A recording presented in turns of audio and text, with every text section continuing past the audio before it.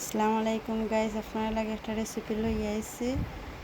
মাছ পোনা প্রথমে মাছরে বিরানোর মতো তেলের মাঝে ভাজি নিলাম, উল্টায় পাল্টায় দুই দিকে মশমশা করে ভাজমো।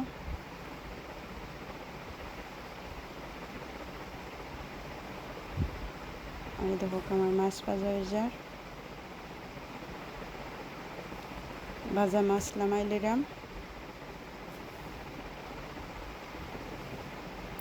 মাছ ভাজা শেষ, এখন তেলের মাঝে মশলা দেবো। পেঁয়াজ দিলাম, লবণ দিলাম, টমেটো দিলাম, হলুদ 1 চামচ, বাখর 1 চামচ, তুরা জল 1 চামচ, মরিচ, কাঁচামরিচ কাটা ও মাছ দিলাইলাম। এক এক করে সকল মাছ দিলাইমো। সামান্য মশলা আমি এগুলো তুরা পানি দিলাম, বাখরা পাতা দিলাম,